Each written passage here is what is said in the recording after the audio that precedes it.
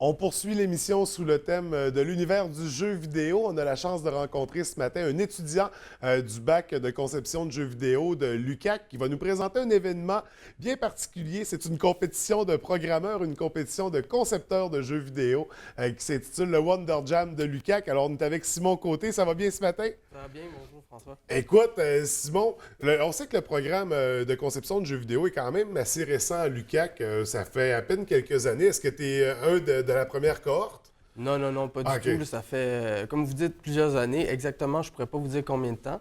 Mais le jam en particulier, je peux vous dire que ça fait 5 ans qu'il roule. OK. Puis ça fait 3 ans qu'il prend un peu plus d'ampleur. Puis surtout à la session d'hiver, on a un jam qui est quand même d'envergure. Oui.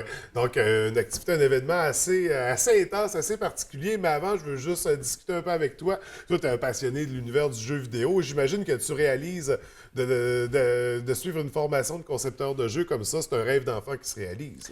Oui, effectivement. Mais c'est sûr que moi, je dis toujours que j'ai mis trop de temps dans les jeux vidéo pour ne pas en faire un métier. Et puis, effectivement, c'est ce qui me passionne. J'aimerais beaucoup ça. Donc, c'est le parcours logique. Tu as toujours été un amateur. Ça fait partie de ton univers depuis que tu es tout jeune. Oui, effectivement, depuis que les ordinateurs peuvent supporter les jeux vidéo. Et à quel moment dans ton parcours, c'est ça, tu as vraiment pris la décision de te diriger vers la conception de jeux? Moi, en fait, j'avais une formation en administration. J'ai OK. été diplômé là-dedans. Puis malheureusement, en sortant de ce diplôme-là, je me suis rendu compte que c'est pas ce que je voulais. Et en faisant une petite introspection, je me suis rendu compte effectivement là, que c'était là-dedans que je devais me diriger. Puis je suis venu ici à Chicoutimi. Oui, donc profiter de ce beau programme-là. Exactement. Et là, on parle d'un événement de concepteurs de jeux. De concepteurs, ça touche à qui exactement? Les étudiants en formation ou n'importe qui? Ouais, nous, on vise les étudiants parce que c'est évidemment des personnes qui veulent aller là-dedans et qui vont prendre du galon, de l'expérience. Mais on est absolument ouvert à tous. Il y a des équipes qui vont faire partie, par exemple, des grandes entreprises comme Ubisoft, mais eux sont hors concours, donc ils ne peuvent pas gagner les prix qu'on distribue aux étudiants. Ils viennent juste mettre un peu plus de challenge dans la compétition, disons. Donc, le Wonder Jam de l'UQAC, ça se déroule comment, là? C'est sur 48 heures. C'est des équipes qui sont montées, des équipes de combien de personnes? Maximum 6 personnes. OK. Puis normalement, on s'inscrit avec notre équipe. Puis sinon, si on n'a pas d'équipe, ben nous, à l'organisation, on va les jumeler au départ de l'événement, un petit peu avant. OK, donc on peut s'inscrire tout seul, on va être jumelé à des gens pour former une équipe. Absolument. Et en 48 heures, vous avez la responsabilité de créer un jeu de A à Z. Du scénario, de la ligne directrice, la programmation, le côté visuel, le côté graphique, le côté gameplay. 48 heures, c'est un grand défi, là. Ça doit être très complexe. C'est un grand défi. Puis non seulement on a ce défi-là, mais en plus, on a des contraintes. Donc, dans un jam, en général, il y a un thème qui est imposé. Oui. C'est le cas pour le Wonder Jam à l'UQAC. Mais en plus, notre particularité à l'UQAC, c'est qu'on impose des styles. Donc, des styles de jeu vont être donnés, comme par exemple action, stratégie. En fait, on donne 3 styles, puis l'équipe en question doit en choisir 2 des 3. OK. Fait que c'est une des particularités qui nous démarque des autres jams et qui fait que c'est encore un peu plus... Le niveau est plus élevé, là. Un de plus gros défi, compétition, ouais, ouais. exactement. Donc, avec les styles imposés puis les thèmes. Est-ce qu'on connaît déjà le thème imposé? Non, Ça, faut pas se préparer. secret, Hein? puis c'est connu au départ du jam, au départ des 48 heures. En fait, c'est quelqu'un de chez Ubisoft à Montréal qui n'est malheureusement pas là pour juger, mais qui a été volontaire pour nous donner OK. le thème. Est-ce qu'il y a une collaboration justement avec Ubisoft Montréal pour ce type d'événement-là? C'est ce qu'on espère, c'est ce qu'on essaye en fait. Puis il y a toujours des gens d'Ubisoft qui viennent soit nous aider, soit participer, parce que justement, on a un jam qui est un petit peu unique avec la contrainte des styles.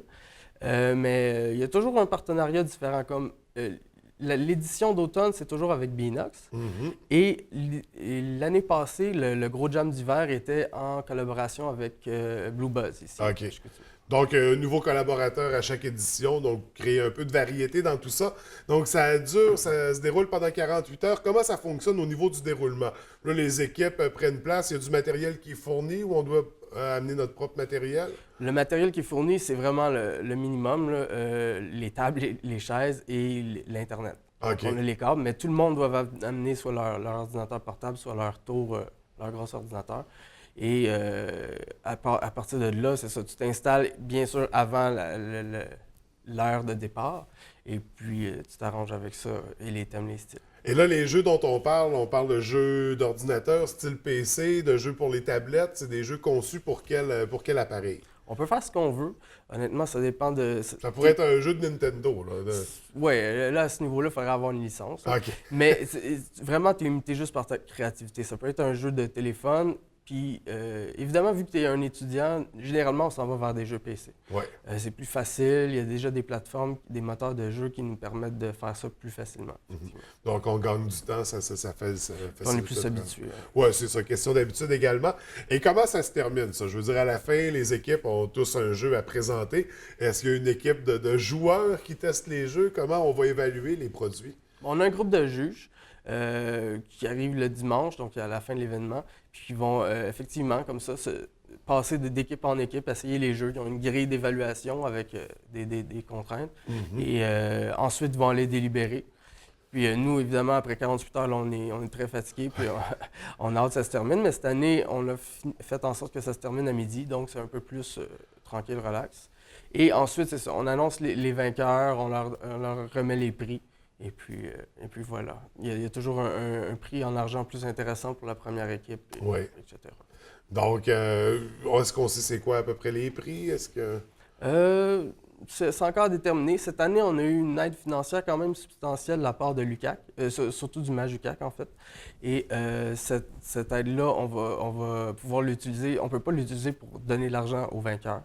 Nous autres, ce qu'on fait cette année, c'est qu'on va fournir la nourriture, surtout donc le déjeuner puis le dîner en forme de brunch, puis on va pouvoir donner ça aux participants. Donc, pour pouvoir continuer à travailler sans arrêt pendant 48 heures. Exactement. Et est-ce que les gens du public vont pouvoir essayer les jeux qui vont être conçus? Oui, absolument. Nous, on va toujours les mettre en ligne. OK. Il y a des plateformes qui permettent de faire ça. Puis là, à ce moment-là, il s'agit juste de le télécharger. Puis... Donc, on va par le site de l'UQAC, par...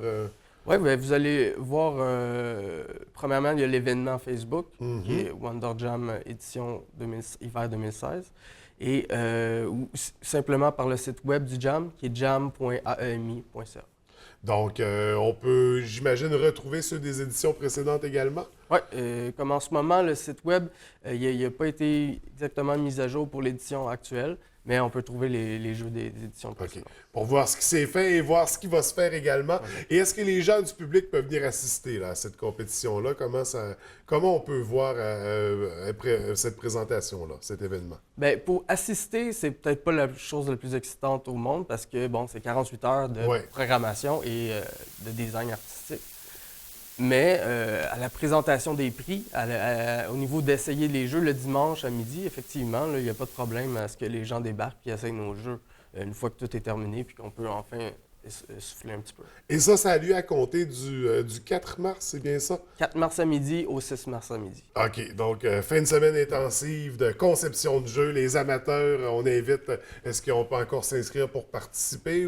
Absolument. Oui, OK. Passer par l'événement Facebook qui est ouvert au public, il n'y a pas de problème. Donc, ceux et celles qui ont du talent en conception de jeux, c'est le temps d'aller vous faire remarquer. Tu participeras bien sûr à l'événement. Ouais. Est-ce que ton équipe est déjà montée? Ou Oui, on est 6. Puis j'ai cette année forcé des gens qui n'osaient pas. Parce que c'est ça qui est le fun un peu avec le Jam, c'est que tu viens de faire une expérience. Puis c'est tous des gens qui étudient en jeux vidéo. Donc, venez essayer, c'est vraiment important. En fait, même quand tu n'as jamais fait de jeu, ça va te faire une belle expérience. C'est quoi l'équipe gagnante là, pour faire un jeu? Ça prend un programmeur, un artiste, un musicien? C'est sûr que quelques artistes, ça va donner un vrai cachet à votre jeu, tandis que nous, quand on est seulement des programmeurs, on va y aller avec un style vraiment minimaliste, comme des 8 bits. Ouais. Donc, un ou deux artistes, c'est sûr que ça ne ferait pas de tort, mais dans un jam de 48 heures, là, on vise toujours petit. Il faut toujours... on pense à un jeu, mais il faut réduire le... Il faut penser efficacité, rapidité. Donc, on y va avec... on joue pas trop, c'est ça, autour. C'est le concept. Essayer de mettre de l'humour dans le jeu, c'est toujours gagnant pour présenter au jeu. Ouais. Mais c'est du temps de plus également. Donc, il faut se concentrer sur les éléments importants. Le Wonder Jam a compté du 4 mars. Les résultats apparaîtront le 6 mars. Et suite à ça, on pourra découvrir les jeux qui ont été conçus pour l'occasion. Simon, écoute, je te souhaite une belle chance pour la compétition. Merci. En espérant que tu puisses te démarquer. Toi, après ta formation à l'université, est-ce que Ubisoft Montréal, des compagnies comme ça, c'est des trucs qui t'intéressent? Ou tu partirais ta propre boîte? Comment tu vois ça? C'est sûr que partir la propre boîte, c'est le rêve de tout concepteur, je dirais, là, mais évidemment, les grandes entreprises m'intéressent aussi. Ouais. Il n'y a aucun doute là-dessus. Donc, heureusement, on a du talent, puis on a de la ressource au Québec. Écoute, encore une fois, bonne chance pour la compétition. Merci d'être venu nous en parler, puis on se reverra pour la prochaine édition. Probablement. Merci. Merci.